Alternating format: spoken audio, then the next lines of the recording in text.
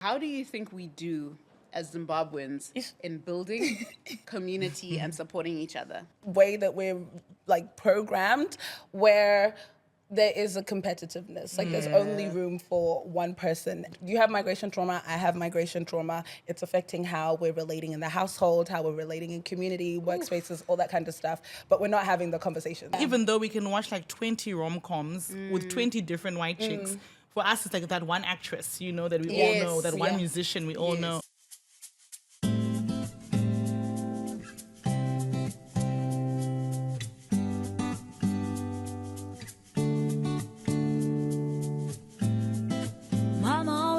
Said, be careful of those island boys. Hi, I'm Amanda. And I'm Rumbi. Welcome to It's Layered Podcasts. We're a part of the Black Cast Network, powered by iHeart. And today we're recording in studio in Melbourne. Here at the beautiful Bittersweet Studios, set up by Pink Lady Picnics. We have such an amazing episode for you guys with someone we're really excited about. A fellow Zimbabwe. Come on! You knew the air was coming. Literally. Okay. We're going to give a brief bio and then we're going to let you guys get to know why. We're so excited to have Kudzai here of Undone the Podcast. Come on. Kudzai Dune is a mental health advocate, podcast host, and public health professional passionate about fostering meaningful conversations and driving positive change within the African diaspora. We're all about that, you know that. Originally from Zimbabwe, Kudzai's migration journey to England and later to Australia has deeply informed her perspectives on mental health, migration trauma, and the importance of culturally sensitive support systems. Her work highlights the importance of representation, collaboration, like what we're doing today, in addressing mental health challenges within migrant and refugee communities. Whether through her podcast, Undone the Podcast, community initiatives, or public speaking, Kudzai's mission is to build bridges, challenge stigmas, and uplift the voices of those often overlooked. Welcome to the podcast, Kudzai. And at your young age. Now your bio makes it seem like you know you've traveled and been around this world. I was listening to it. I was like, wow. We are so proud of you because wow. Thank you. You're doing the things. Grinding. Yes. I'm ready for my soft life. I'm ready for my soft life. Soft life. But for real, we really, because, you know, the theme of the season 6, is really a love letter to women of color. Just because I think sometimes life's so hard, like we're just going hard. Yeah. And we need to take a step back. And I think through your work, through your podcast, you're really shining a light on some of the things we go through. And we'd love to learn a little bit more about how you would describe your podcast and how you got into it. Like, when were you like, you know what, I'm actually going to press play and I'm going to record. And do it? Okay. So I describe it as, it's like a mental health podcast, I guess. But the conversations are very like, the tagline is holistic and intergenerational conversations. So like holistic in the sense that, yes, sometimes we will talk about like substance use and like depression therapy, all that kind of stuff. But then other times, like there's one podcast episode I was thinking about today where I was like, I want to listen to that again because it makes me feel so smart to listen to it. Where my friend and I talked about how as people of color and like Africans in the diaspora, sometimes engaging with social media activism can be really complicated and such a like difficult field to navigate because it's like every day I'm showing up at work, I'm showing up in all these different spaces, I'm already having to do all of that. And then now I have to be like an activist on social media too so people believe I'm about what I'm about. Like this is a lot. So yeah, I love that episode. She's so intelligent and so smart and I've just spent the whole episode just listening to her. So like that's another way that we discuss like mental health in like a general like what does it look like day to day, not just very clinical. And then intergenerational because I've been blessed with a community of old people who love talking about this kind of stuff, who are well versed in this kind of stuff. And I think those conversations are important because there often is a disconnect between, I guess, the younger generation and the older people. And in like you have migration trauma, I have migration trauma. It's affecting how we're relating in the household, how we're relating in community, workspaces, all that kind of stuff. But we're not having the conversation. conversations. Like, Yeah. or if we are having the conversations, it's like, but what's your problem? You grew up here. You have it so easy. You didn't have to da-da-da-da-da. Like, you shouldn't be depressed. It's like, okay, it's not that easy. Yeah. So for you, it was quite important to document, right? That's I think that's what it was. In the new season, I don't really have official seasons. I kind of go by vibes. By vibes. But I keep talking about how I think the African Australian community is a young diaspora community. It is. And we have the privilege of being able to learn from America and the UK, and kind of taking what's worked for them, what hasn't worked for them, but also understanding that we're our own community, we're our own makeup. People have migrated here under different circumstances to both of those communities. And so we're like in the building stages. Yeah. And so getting to be a part of that, and I guess documenting what that looks like and how we move forward. And another big thing is like spotlighting people who are doing amazing work within the community, where I'm like, look, we have some really dope African Australians. Like, did you know about this person? So yeah. Yeah, no, I love that. You know, it's so funny because the other day, Rimbi and I went out and it was like a Amapiano Afrobeat situation. Yeah. And I was like, she was like, oh my gosh, in Prague, this is still budding, if at all. And I was like, girl, trust. This country was not like this when I first came here. Yeah. And then now to see the journey, and now it's the norm. Yeah. As you said, oversaturated. Yeah. Now we're like, which one do you go to? I don't feel like it. Yeah. You know? So we do get to a certain destination, but it is intentional work to get there. Yeah. And I think like when people were coming over and bring our music and our culture and like now we're reaping the benefits, right? Yeah. So I agree with you. And that collaboration is important too, especially like I guess from my lens where I'm coming from, Prague. It's like also talking to each other and working with each other and engaging each other. Sometimes I feel it can be very siloed. And I saw that when, the war in Ukraine started and we're trying to help African students get out and Africans were stuck in Ukraine. And it was very much like there wasn't really we weren't uniting. And so I think it takes that kind of collaboration and working together to really see it move forward. It's really Kudzai, why do you think it's difficult for us to build community, especially as people of color? Oh, starting in this. Where do I begin? We're vibing and then now you're asking deep questions. I think, what would I say? I think there's a lot of preconceived notions that we have about each other.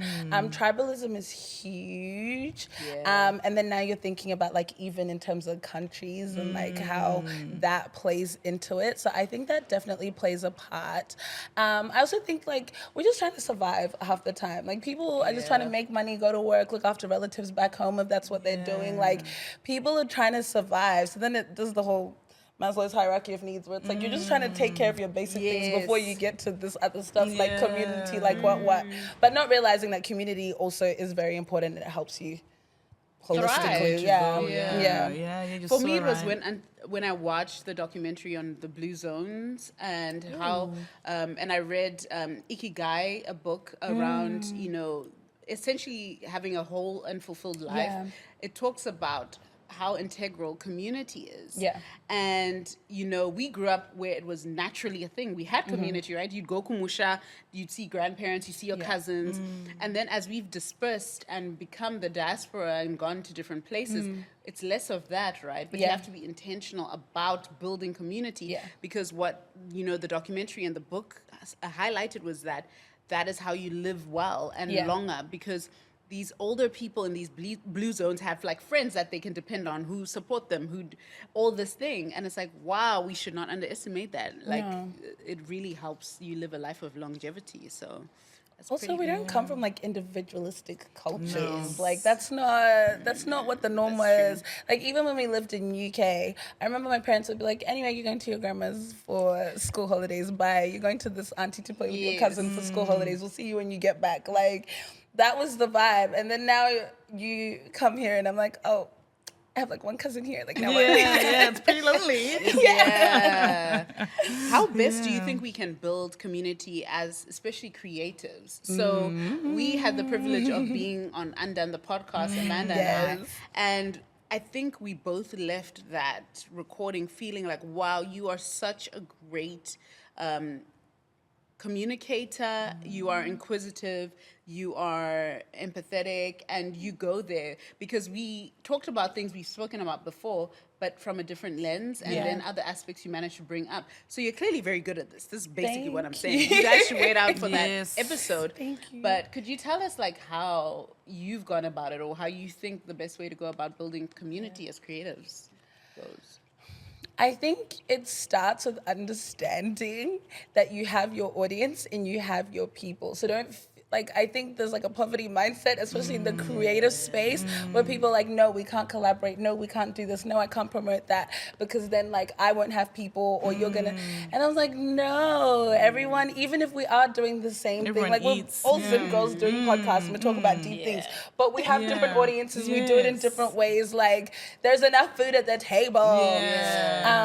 So yeah, I think it's starting with not thinking that there's like limited resources and like audience out there. And also I've always been like a fangirl, like that's my thing. I cheerlead everyone. Like I'm just like so supportive. And I think that makes a huge difference because the people who usually go into creative fields usually are overthinkers, really critical, the whole thing.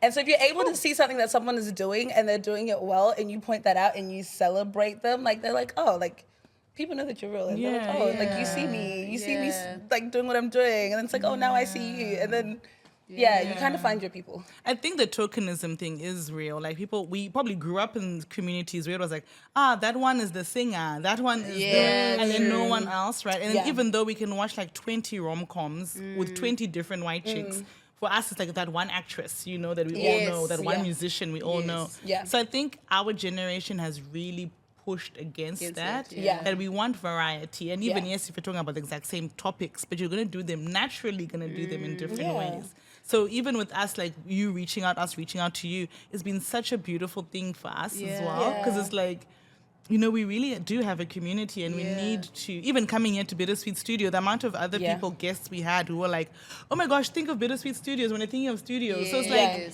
that, right? You're throwing your name in the ring and also you don't know which rooms we will enter, which rooms you will enter. Yeah, so for a community, we can always be like, oh, that job is not really for me, but I know someone else. Who'll be great you know, for it, that's how the white folk do it when they're networking. Literally. 1,000%. So it's like, why can't we just do the This same? Nepo babies thing is not new, guys. Yeah.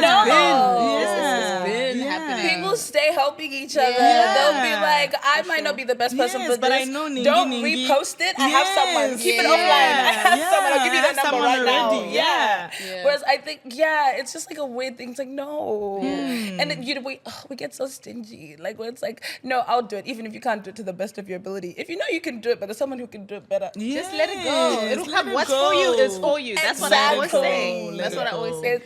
How do I want to just latch onto that and say, how do you think we do as Zimbabweans in building community and supporting each other? You've got the mic. You're so rude for that. She's like, I know what she wants to take this. She just doesn't want to be the person to say it. The mic is there. Please.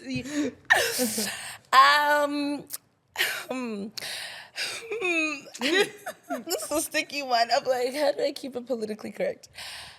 In my experience, that's a great place to start. In my experience, one more time, in my experience, I don't know if it's like a societal, cultural, like way that we're like programmed where there is a competitiveness. Like there's only room for one person at the table. Like there's only room for, and I think we haven't always been good at collaboration.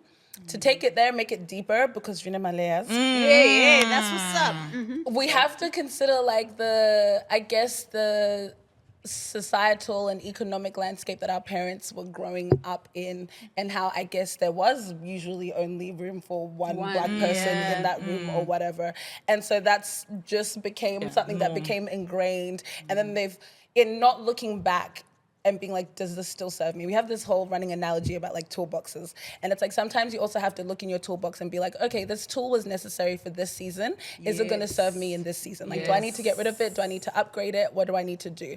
And so that's one of those things that we haven't examined, to be like, okay, there was a point in time where it was like, that's just how you had to survive and thrive. But now that we're not in that environment, do I still need to be the only Black person at a table, in a room, in a conversation? Can I help someone else? Can I invite someone into this? So that's what I'd say.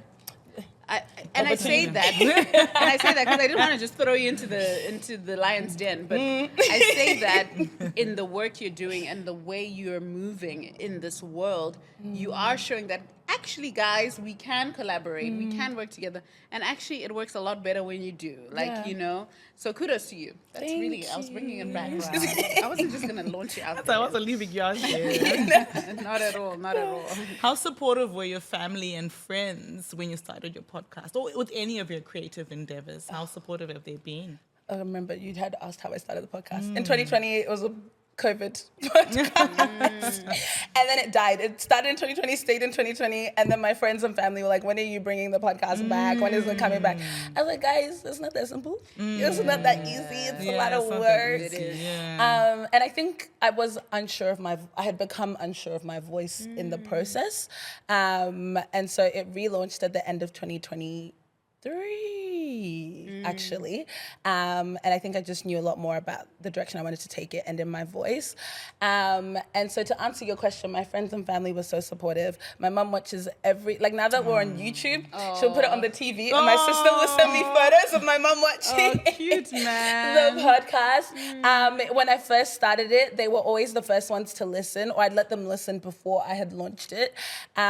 Because I guess at the time, the conversations that I was having in like the initial episodes, I was like, I want to make sure that you guys don't feel any type of way about it, because they were so raw and vulnerable. I didn't want people to approach them in the community and be like, do you know your daughter's talking about this?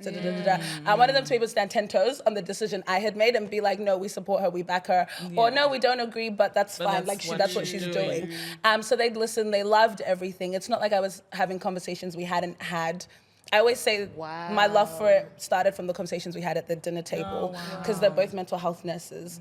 So yeah, they are so supportive. My friends are so supportive. The event we did was such a success because my friends came and they ran with it. Like, I got to my own event 45 minutes before it started. Like, they set up, they hosted everyone. So I've been so blessed with a great community. And I know how unnatural that is, but I'm so lucky. My parents it was just launched. They just found out it was there. Tell us more about those debate nights you just spoke about, hosting events. Tell us more about that.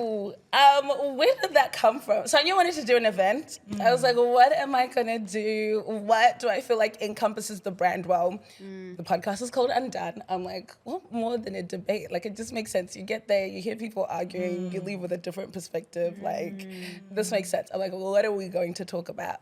And specifically for the community, I felt like our interaction with the justice system and the narrative, like when they talk about African gangs and stuff, a lot of that stuff is coming out of Victoria. But that's broadcasted nationally, when all the different things that they're talking about. And so I was like, I feel like that's an important conversation to have. The conversation ended up being a whole bunch of, it became everything. Everyone was like, anyway, now that we're here, let's also debate it. And I was like, okay, I see how they all connect into this affair. So yeah, that's what that was. The second one is coming up, or it might have come out depending when this comes out. But it'll be a continuation of that the initial debate and the conversation that was had there, but less problems focused and more solutions focused. So like, okay, in the first debate, it was raised about like economic like progress, where we're at as a community in Australia, where people are sitting, what the disconnect between those who are like making it economically and how they then stop trying to help and work collaboratively with everyone else who might still be in like the public housing, all that kind of stuff. Like, how do we make it better for everyone? It's like, okay, cool. That was brought up. What are we saying is the way forward? Who is responsible for this? Are we saying the onus is on the government? Are we saying as a community? So it's going to be very much more solutions focused. Wow. How do you even start planning a debate and moderating? How do you Dinesh even ruined. approach that? I'm not sure, bruh. Because I mean, we performed live at Beyond the Valley, and as much as it was such a good experience and we loved it, and we might even want to do more, there was a bit of like, oh my gosh, this is so different. It's so different. And to plan it, yeah, is a to different plan, ballgame. and to plan for something you can't plan. You know what I mean? Like, Yes. Truly, because you there's no cannot. stop button, Yeah. edit. Like, let's rewind. Let's cut there's that not- out. let's cut that out. No, there's an audience who Yeah, heard the let's cut that out. waiting. Like, Yeah, even if that's not yeah. what you post to the internet, people Yeah, heard people it. know. Yeah, on the day. Yeah. Where did I start? I don't even know where I started. I did it without money either because I thought I was gonna get a grant or something was gonna I was going to. No, I was like, okay, cool. So I still want to do this. How are we gonna do it? I just did it. Yeah. I started with the venue. We used Bittersweet Studios as well. And yeah, everything else kind of fell into place. I think I knew the kind of conversation I wanted, so I was curating everything around that. Same with this time round. We've gone for a bigger venue, which I think I feel so crazy. We're aiming for 100. Wow. That's a small wedding. Yeah. When we're doing planning a small wedding. But yeah, I know the kind of conversation I want to have. So everything gets curated around that. Like what kind of space allows us to have that conversation where it doesn't feel like you're watching Q&A on TV. So Bittersweet was like, everyone said it felt intimate. It felt like you were engaged, you could be. Yeah. So I was like, okay, I want to keep that same feeling. And then even with panelists, like I knew people, but I was like, again, I know how I want the conversation to like feel. I can't predict what the conversation is going to be, but I know how I want it to feel. So I was like thinking, okay, what personalities do I think blend well together? And then honestly, the rest I left it in God's hands. I said, over to you, my guy. And see, I have to give you kudos. I think a lot of people think podcasting, debating, whatever it is easy. They right? really do. They see you and they think, oh yeah, I can Record. do that. I can Stop. do that. But I think kudos to you, even the way you answered and you said, I just did it. But it's not, there is lots of blood, sweat, and tears Yes, behind all that. the tears. And fellow creatives can certainly understand and appreciate. And when we bring this content to you and for you, please know that it's come from a place People are working. that's sleepless nights and thinking and Back and rethinking forth. things. Yeah. So kudos to you for Resources, pushing all past that. that. All of it. And can't wait for the second one. Yeah, I'm we can't wait. excited. I wanted to ask you, because we were talking about building community. Yes. And I think we touched on it a little bit when we had our Zoom call prior to, when we were planning all this. Building community in the sense of creating friendships in adulthood. And I think we just lightly touched on it. I would love for you, because you just have such an infectious energy about you, and you just have like a radiating light and positivity. Right. Honestly, and even as you spoke about, you had these conversations with your parents at the dinner table before you, which ended up in being the route for your podcast. I was like, wow, like that takes a certain type of family upbringing, which we didn't always have. And then like seeing you, like how do you move and create friendships and connections at this age? Because that's something that people often talk about, how hard it is, Yeah. to do that at this age. Especially when you're moving around. as well. Exactly. Yeah. Exactly. So I grew up in like regional Queensland. Is it growing up? We left UK. I came here when I started high school. So I grew up in regional Queensland. The African community was small. It was tight knit. So I went from like my family community to another community that was really open and welcoming. Okay. And that community is still to this day so supportive, so loving. Like we all kind of say we grew up together. Like all the kids, we all just know each other. So I think there's always been that theme of knowing the importance of community and what community can do and how community can show up for you. My parents' friends, and then I guess our family, because we're all somehow involved with mental health, however, we're all on this journey of healing. And so I think I've learned that, yes, we can get wounded in communities, but we also get healed in community. And when the community is healing as well. Bars. Which I think is part of why the podcast was started. So I'm like, okay, I know the importance of community, and this is something that is a core value for me. Like, I want to be a part of community. Who am I letting into my community? Who am I letting be a part of my world? So I had friends. I had a core group of friends. I still have friends, sorry. Still the same friends. I said, no, we didn't cut them off. I still have the friends.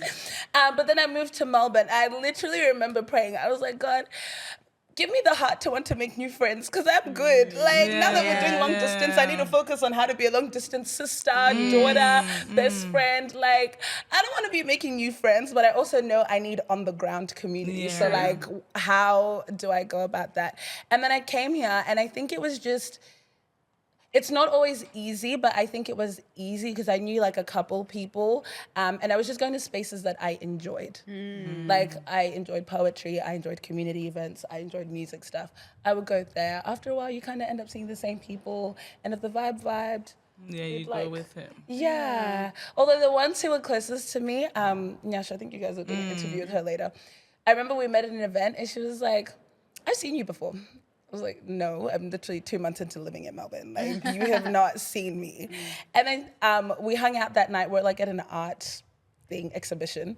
And then at the end of the night, she was like, we're going to be friends. And I was like, I think so too. I was about to say the same thing. And we've been friends ever since. So I don't know. I kind of feel like your vibe attracts your tribe, but I also feel like I guess that might be like a cop-out. But no, it's true. No, and I think if true. you're open, I think if you're like, there's no one here, you never will. Yeah. And interest-based too helps, Definitely. you know. You have that as your foundation. Takes notes. Thank you very much. So as we wrap this beautiful time up with so you, nice.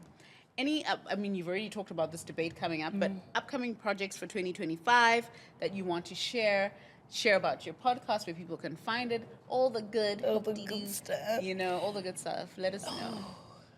Okay, yeah, there is the debate that's coming up February 22nd.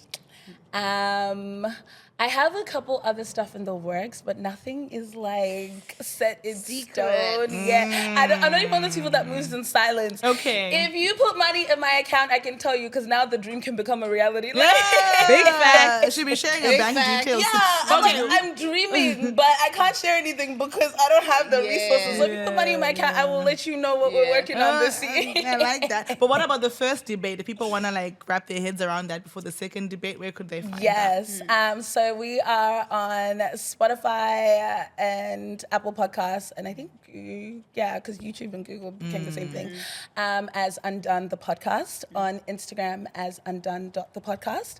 On our YouTube, we have like a 7-minute trailer of like some of the, what I thought were like highlights from the last debate of things that were said. And then we also have like the full audio, like start to finish. We didn't cut anything out. Lovely. Nothing out. So like we had audience participation. We had, and it got heated at some point. Like cut nothing out, ran it raw. So yeah. Well, thank you so much for coming over and spending time with us. Thank you for the love, and we thoroughly enjoyed being on your podcast. Yeah. So Yes, that was so much fun. please listen out. If it's not out already, look out for it because we had a time. Okay, we had a time, and that is it for another episode of It's Layered. Yeah, thanks Kudzai for coming. Thank you for having me. You really, it's like your energy, your vibe, it is very infectious. And I think vibes. just keep doing what you're doing. The bank account will fill up. As the Venmo, what's the Venmo equivalent We don't in know. Australia? Pay ID. No, is it? Actually, I think it might be. Yeah, it isn't might be. Yeah, I think PID is Venmo equivalent. Yeah, we'll send the pay ID. Thank you so much, and we'll catch you soon. Toodles. Bye.